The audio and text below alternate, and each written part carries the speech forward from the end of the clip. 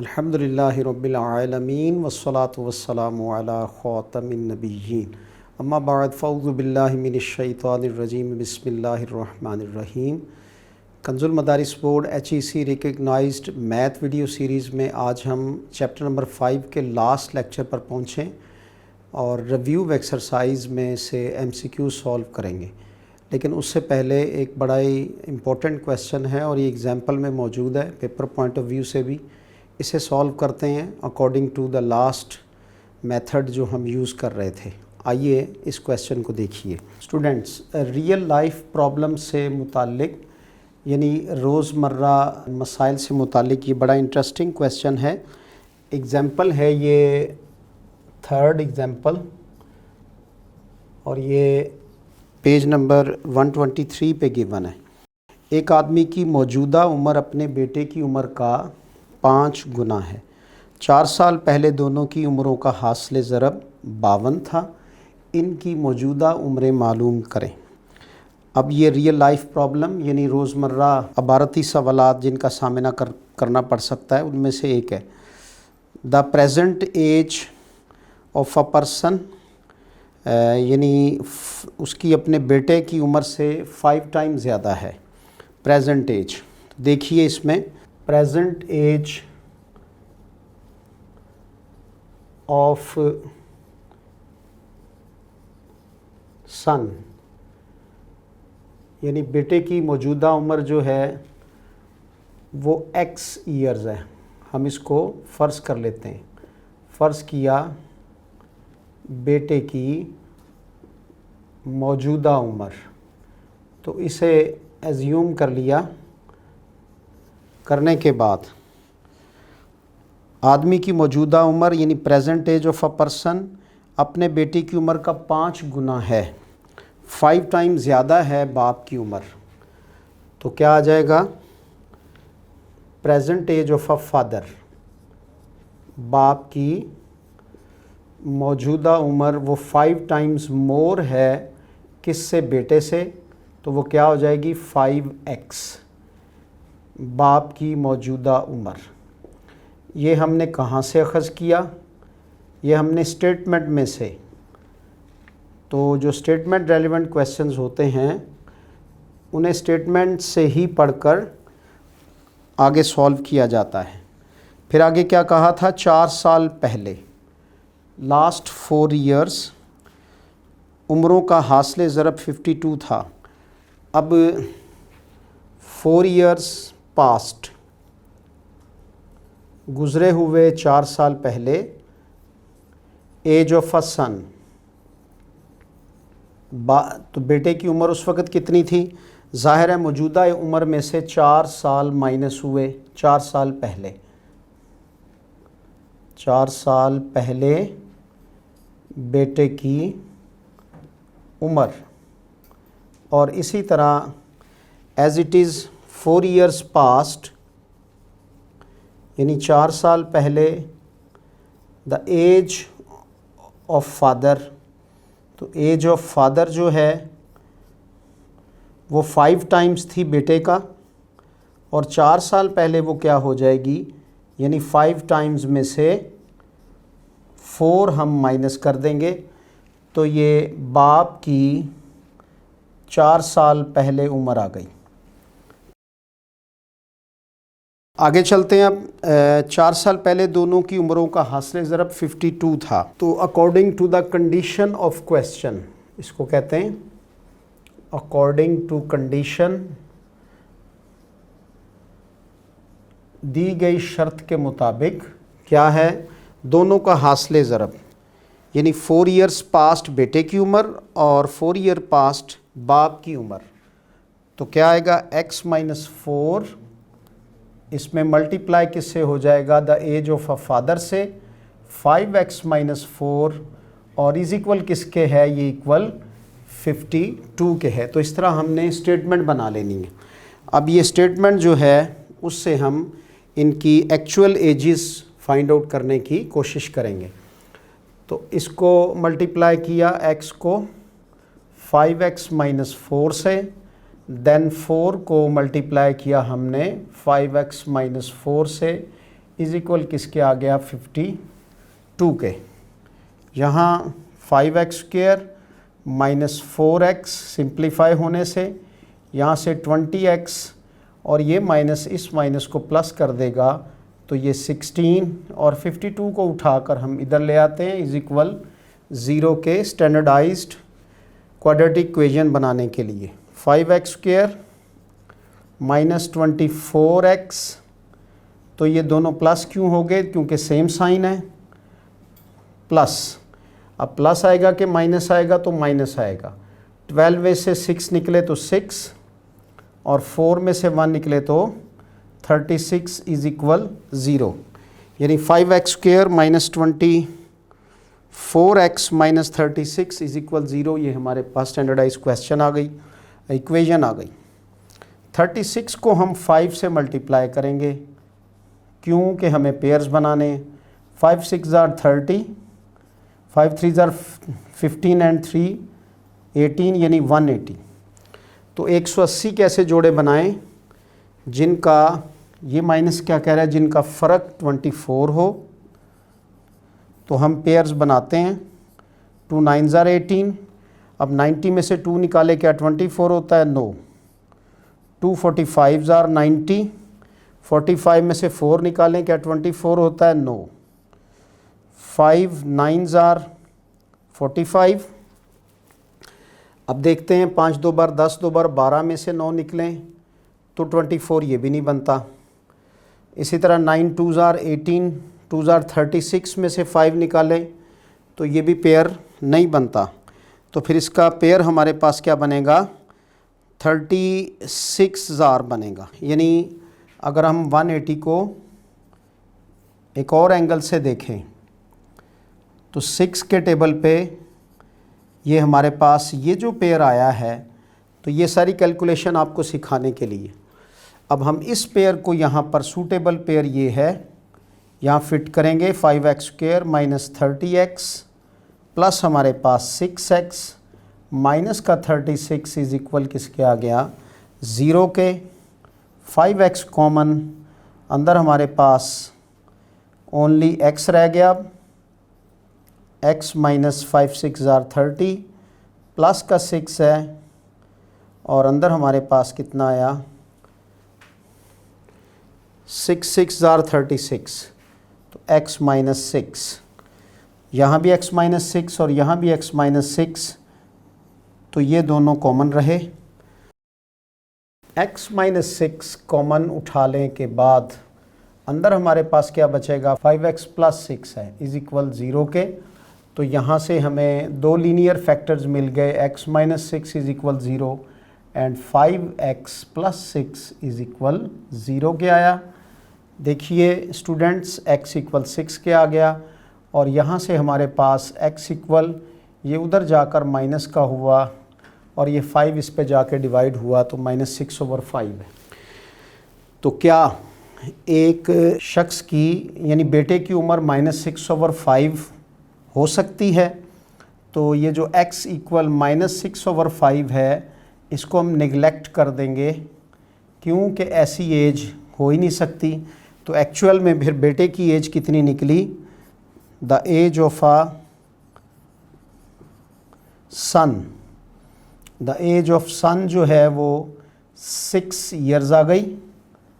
और चूँकि फादर की जो एज है वो 5 टाइम्स मोर है, और ये हमें कहाँ से पता चला था, ये बिल्कुल स्टेटमेंट में वाज़े था, 5 गुना ज़्यादा थी बाप की उम्र। तो यानी 5x थी, तो 5 को 6 से मल्टीप्लाई किया तो that is equal 30। It means के 6 years is a age of son and father की एज वो 30 ईयर्स है। And of course that is the answer. Respected students, now we are at review exercise. अब हम जायज़ा मश्क पर पहुँचे हैं और यहाँ पे ज़ाहिर है हमें MCQ सॉल्व करने। तो सर्कल द करेक्ट आंसर, तो हमने सर्कल करना है किन्हें MCQs को, मल्टीपल चॉइस क्वेश्चंस, और ये पार्ट ऑफ पेपर है और ये एग्जैक्ट आंसर देने पर ही आप मार्क्स ले पाएंगे। वैसे तो इजी लगता है कि 4 ऑप्शन में से किसी एक पर टिक लगाएंगे, बट टिक लगाने से आंसर आ जाएगा, ऐसा नहीं है। यहाँ 75% जो है वो मिस्टेक होने के चांसेस हैं, यानी 3 ऑप्शन गलत हैं, एक दुरुस्त है। तो दुरुस्त होने की जो तनासुब है वो सिर्फ 25% है। लिहाजा इनको बड़ी ही समझ के साथ हल करना चाहिए। The rank of quadratic equation, 2 दर्जी मसावात का दर्जा होता है। तो बताइए 2 दर्जी मसावात जो है इसकी जनरल फॉर्म क्या है। तो ये जहन में पिछले सारे लेक्चर्स लाने होंगे। तो जब हम इसकी जनरल फॉर्म लिखेंगे तो फिर ये क्वेश्चन क्लियर होगा, और ये पेपर में गिवन नहीं होगा, ये आपको ख़ुद से अपने माइंडसेट में रखना होगा। अब इसमें देखिए ये वेरिएबल है x, इसकी पावर है 2, इसकी पावर है 1, और यहाँ वेरिएबल मिस है, वहाँ x की पावर 0 है। तो रैंक किस तरह बनता है, maximum power of a variable से। तो लिहाजा इसकी मैक्सिमम पावर 2 हुई, तो फिर इसका रैंक कितना हुआ, दैट इज़ a। अगला क्वेश्चन देखिए, the rank of linear equation, जो लीनियर एक मुतगय्यर वाली ख़तई मसावात उसको कहते हैं, उसका दर्जा क्या होता है। तो लीनियर इक्वेशन की जो जनरल फॉर्म है वो लिखनी पड़ेगी, ax + b = 0। ये इसकी जनरल फॉर्म है। तो इसमें x की मैक्सिमम पावर कितनी है, 1 है, लिहाजा इसका आंसर हुआ b। अब आगे चलिए, 2x² = 3x है, इसकी तजज़ी करनी है हमने, इसके फैक्टर्स बनाने हैं। तो इसके फैक्टर्स अगर तो हम दरमियान में इक्वेशन मौजूद है, 3x उठा के इधर ले आएँ तो फिर ये क्या बना, 2x² - 3x। तो आंसर C दुरुस्त लगता है। लेकिन जब हम 3x को उठाकर इधर ले आएंगे तलबा इकराम, तो यहाँ इक्वल फिर 0 आना चाहिए, और वो 0 क्वेश्चन में मिस है। तो फिर इसका एग्जैक्ट आंसर क्या हुआ, 3x को जब उठा के हम इस तरफ लेकर आए हैं, 2x² - 3x, तो इसमें से हमने x कॉमन ले लेना है। जब हम x कॉमन लेंगे तो अंदर हमारे पास x² की वैल्यू x बाहर चली जाएगी, अकेला एक x रह जाएगा, और ये जो x है इसका x बाहर आ जाएगा, लिहाजा इसका एग्जैक्ट आंसर होगा b। उसके बाद है x - (2) = 4। इसका हमने हल सेट देना है। तो ये कैसे मुमकिन होगा, इसको सॉल्व करके, इसको सॉल्व करेंगे हम। तो ये क्या आ जाएगा, x² प्लस फार्मूले का 4 माइनस का 2 2s are 4x = किसके आया, 4 के, और x² माइनस का 4x। अब ये प्लस का 4 जब इधर आएगा तो ये माइनस का 4 हो जाएगा, तो फिर ये दोनों कैंसिल हो जाएंगे किसके साथ।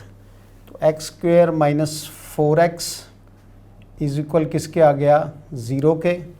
अब जब हम इसमें से x कॉमन लेंगे तलबा किराम, तो x कॉमन लेने से अंदर क्या रह जाएगा, x - 4 = 0 के। तो इस तरह आपके पास ये क्वेश्चन 2 पार्ट्स में डिवाइड हो गया, एक x = 0 और एक x - 4 = 0 के। तो जब आप x को इक्वल के 0 रख देंगे, और ये जो माइनस का 4 = 0 होने से उधर जाके प्लस का 4 हो जाएगा, तो इसका मतलब आपका आंसर हुआ A। नेक्स्ट देखिए, the methods to solve quadratic equation, 2 दर्जी मसावात को हल करने के कितने तरीके थे। तो सबसे पहले तो आपने पढ़ा तजज़ी का तरीका बाय फैक्टराइजेशन, और ये भी हम इसी लेक्चर में सॉल्व करके भी हटे हैं। दूसरा था तकमील मुरब्बा का तरीका, यानी जिसमें हम कंप्लीशन ऑफ स्क्वायर वाला मेथड यूज़ करते हैं। ये पिछले लेक्चर्स में आप पढ़ चुके हैं। और तीसरा इसका क्या था, 2 दर्जी मसावात का कुलिया, ठीक है, बजरिया कुलिया इसको कहते हैं। तो बजरिया फार्मूला भी 2 दर्जी मसावात हल हो जाती है। इसका मतलब इसके कितने तरीके हुए, 3 मेथड हुए ax² + bx + c = 0 को सॉल्व करने के। अब आपको ये इक्वेशन दी हुई है, दो दर्जी मसावात, x square minus 5x plus 6 is equal 0। तो 6 के ऐसे जोड़े बनाने हैं पेयर्स जिनका सम 5 हो। तो वो कौन से बनेंगे?